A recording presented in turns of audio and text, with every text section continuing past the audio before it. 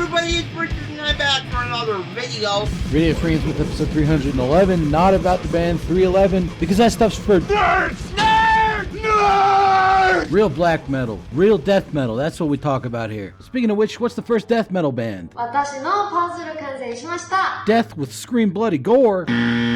Wrong! Though I do think death gets an unjustified amount of hate these days, especially from certain personalities. Most people probably tell you, yeah, it's possessed 7 churches. Some wackos out there probably tell you, oh no, it's Hellhammer, apocalyptic raids. Wackiest explanation I ever saw was King Fowley from Deceased saying that the first death metal album ever was Kira Thunkel's Frost and Fire because it's got those freaky vocals, which I'm not sure I entirely agree with his assessment, but I appreciate the panache. But there's one early death metal band, possibly the earliest death metal band that gets overlooked a whole lot, and that's Paul Speckman's band Master from Chicago. You know, my niece, I want to talk to you about this. My niece, she's been hanging out with these Polish goth guys. Oh no, watch out for those. If you don't know Master, their back catalog as we understand it now is sort of a combination of 3 bands from the 80s. Master proper, Deathstrike, and Funeral Bitch. All 3 of these bands were pretty much led by Paul Speckman, bassist and vocalist. And they actually did kind of do a full-length album in 1985 that was supposed to be released by Combat, the same label that put out the first Possessed album. So, you know, kind of the more recognized first death metal album. But the Master guys at the time weren't getting along with the Combat record executives, so it was shelved and essentially became a demo that was traded around the underground along with the Deathstrike and Funeral Bitch material. Later on, towards the end of the 80s, death metal started to solidify, and you had guys like the dudes from Morbid Angel, the dudes from Entombed, the dudes from Carcass, the dudes from Napalm Death. Hell, the band Terrorizer was named after a Master song. These guys were talking to the label heads at the time going, man, you need to sign these guys from Chicago, Master. And eventually Nuclear Blast bit the fishing hook and put out what is pretty much the first Master album if you don't count that 1985 one, and it's got most of the songs off of that, as well as songs from the bands Funeral Bitch and Deathstrike. And it kind of sounds like if you took a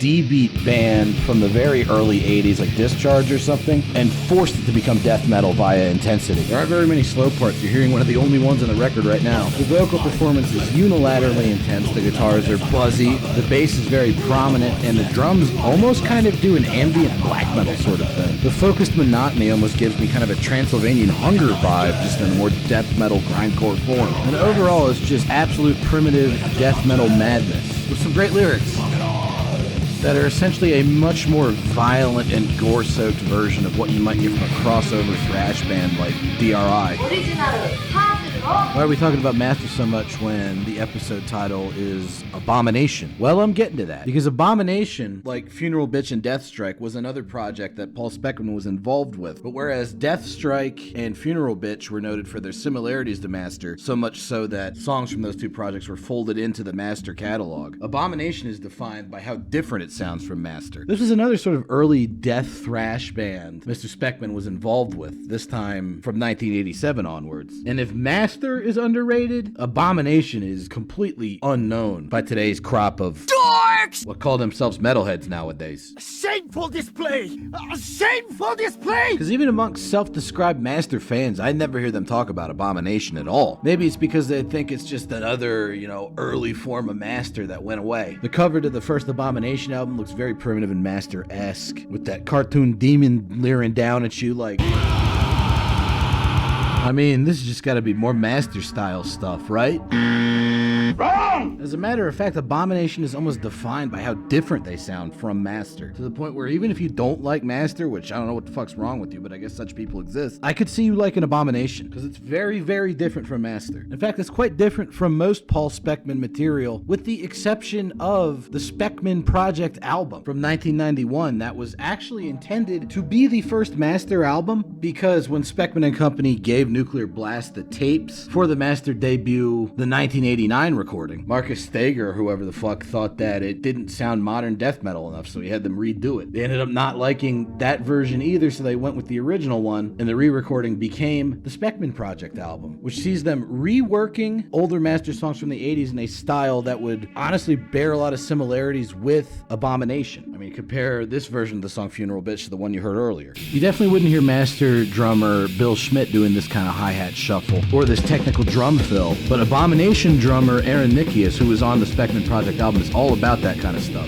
Also, as you're hearing right now, when the music does slow down, it becomes much more noticeable and has a lot more percussive impact to it. And when they hit the main riff of that Funeral Bitch song, there's actually a subtle little guitar harmony that they use in every other repetition of that riff that wasn't present in the original master version. In fact, there's a whole lot of little extra flourishes that only exist in the Speckman Project version of this song. They're very much more in line with stuff Abomination would do. Again, the second slow part of the song has a lot more percussive impact, and I like the vocal performance here a lot more too.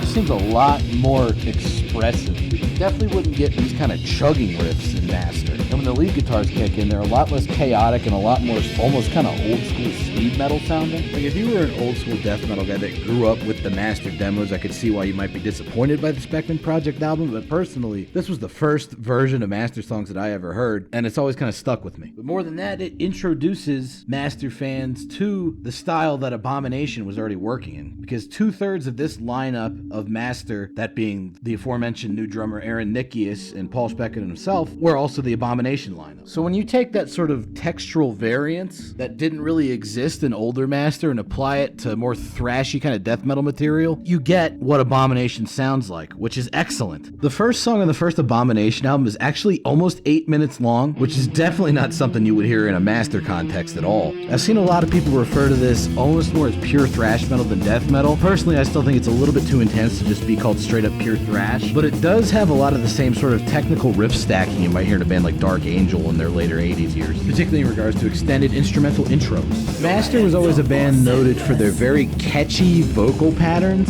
and that's also part of Abomination, but here it's taken to the next level where it's almost like he's got a bit of melodicism to his very gruff voice. He kind of ties the pitch of his vocals to the guitar melodies themselves in a way that's almost comparable to fellow Chicagoans Macabre, who are similarly underrated as far as very early death metal material goes. Then he shifts into full-on more death metal stuff when the tempo shifts crop up, which are also underscored by the much more technical drum performance from Aaron Nikias. Here come the more intense vocals again,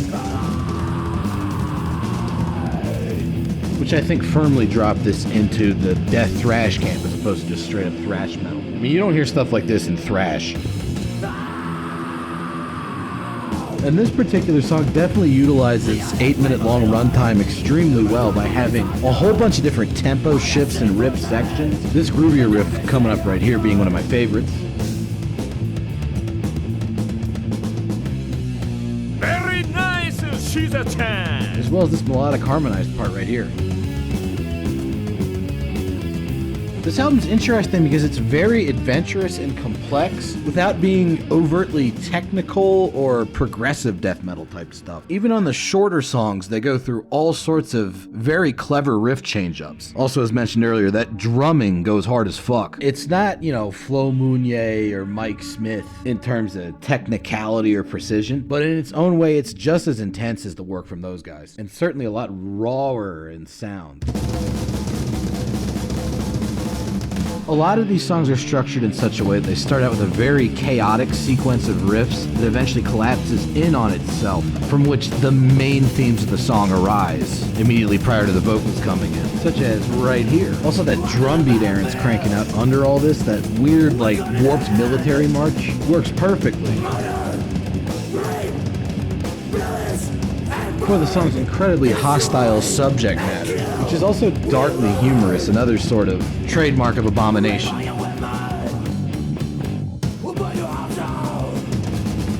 Wolfie is a wolf of his word, so he huffs and he puffs and he blows that house away. Well, that's certainly not very nice of them. What is quite nice, however, is that admittedly very melodic speed metal sort of guitar playing that Dean Chihole is not to be confused with, what's his name from Fear Factory, Dino Frijoles?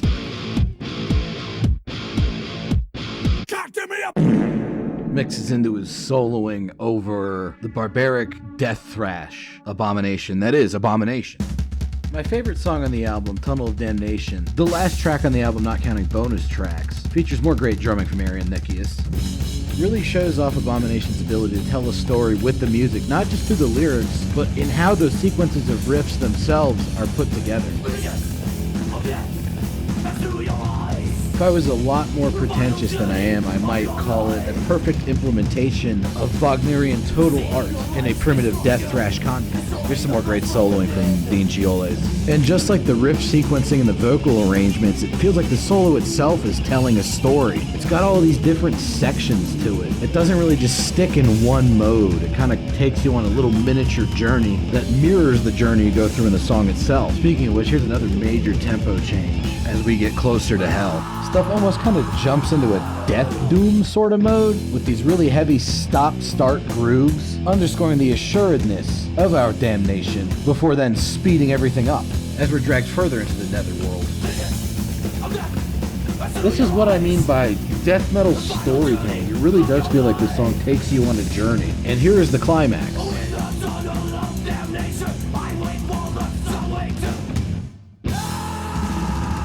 And that is how you end a classic fucking death metal album. Abomination's 1990 debut comprised the songs new at the time and also stuff they wrote way back in the demo 87, 88 days. Absolutely essential purchase. If we're talking tiers of underratedness. Master, very underrated. Abomination, underrated by Master fans. But the second Abomination album, Tragedy Strikes, I don't even really hear fans of the first Abomination album talking about Tragedy Strikes. And it's a damn shame because as great as Abomination's 1990 self-titled is, I think Tragedy Strikes might be even better. For starters, the guitar sound as you're hearing right now is a whole lot more brutal than the lo-fi sound of the debut. But even more noticeably on a songwriting level, they don't have any 8-minute epics this time around, but the overall song length as an average on this album is a lot longer, and the songs tend to be a lot more complex. There's also a whole lot more groove to the way the riffs are constructed, both in terms of fast, thrashy stuff and the more mid-paced shit. Right now you're listening to a fastier, thrashier groove. Here's a more mid-paced groove.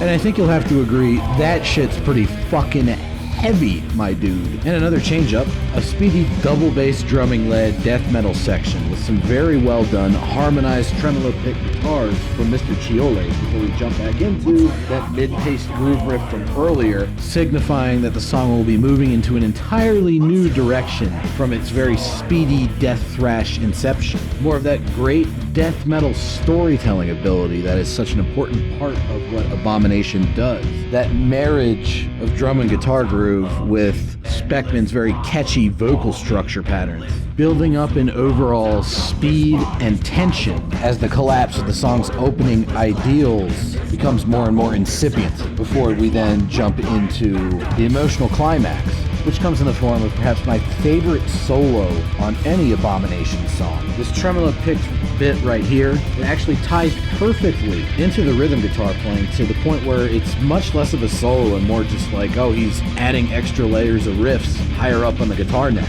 I mean, he even does a little bit of palm muting inside the solo. Very cool. Very cool. Very cool.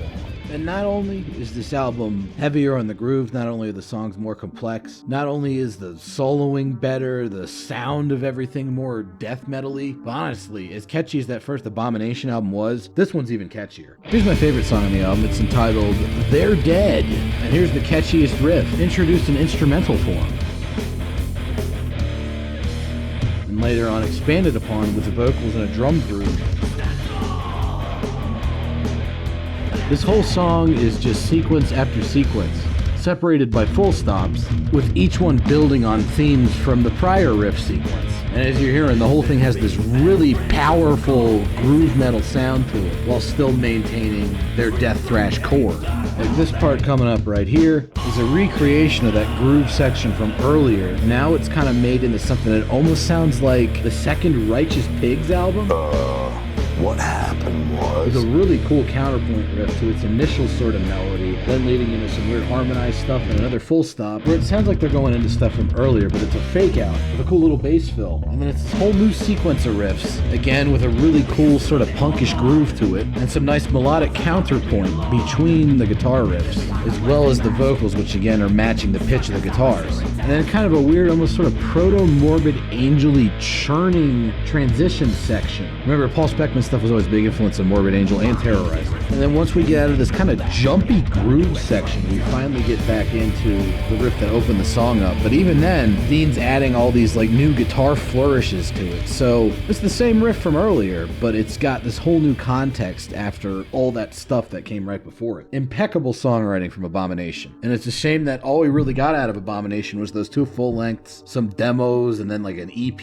And that's it. Abomination's done after that. Or were they? Because those of you out there familiar with death metal from the Chicagoland area in the 80s are probably screaming at me. Abomination didn't just grow out of kind of the Speckman scene. They also were a natural outgrowth of what one might call early Chicago death thrash as a whole, spearheaded by 3 particular bands, Terminal Death, Devastation, and Syndrome. That whole complex of bands probably deserves their own episode. But the point is, Abomination has a lot in common with those bands, and in fact, Abomination wasn't always just Dean Chiholes, Aaron Nikias, and Paul Speckman. There were other guys involved in Abomination during their demo years, and 2 of those guys, Chaz Baker and Mike Paul, went on to start another band after leaving Abomination called Funeral Nation. And in many ways, their sole full length kind of functions as a third Abomination album, sort of like a lost album. At the very least, if you like Abomination, you really should know about Funeral Nation, because they have a similarly unique approach to creating sort of death thrash. Also, at least for me, their lyrics are a lot cooler because they're less about,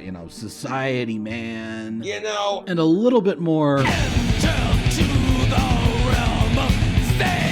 But more importantly than that, their music is really fucking cool, and I'm kind of upset that no one ever mentioned these guys to me before. I mean, I didn't find out about them until I started doing research for this episode. I'm not saying I'm angry or anything. I just think it would be more prudent for the metal scene at large to talk more about bands like Funeral Nation and less about whatever fucking boring last war metal band I'm supposed to think is cool. Funeral Nation basically sounds like you took Slayer and you upped the intensity until it turned into death metal, and then you started getting really crazy with how many riffs you could fit in per song, which is kind of the main overlap they have with their former band Abomination. A whole lot of fucking riffs per song. The drumming isn't quite as chaotic or unique as it was back in the Abomination days, but it's still really well done and pretty fucking fast, while still maintaining that lovely level of catchy grooviness to it that seems to be such a hallmark of Chicagoland death metal. Also, this trash break right here kicks fucking ass, and if you don't fucking like it, I am very suspicious as to what your reasons for being into death metal at all are. I don't know, I guess it takes all kinds. What I do know is that you should definitely be listening to Funeral Nation, and you should absolutely 100% be listening to Abomination if you're into death metal or thrash metal at all. Because as I've hopefully adequately demonstrated over the course of this little mini podcast thingy, shit fucking kicks ass, and it's great. Even if you disagree with me, well, you're wrong! But thanks for listening to this or watching it or whatever you did, and I will see you next time. Bye-bye. Don't be driving goofy about it. I said I seen you up there last time driving goofy about it. Hey, I'm reporting it to your insurance.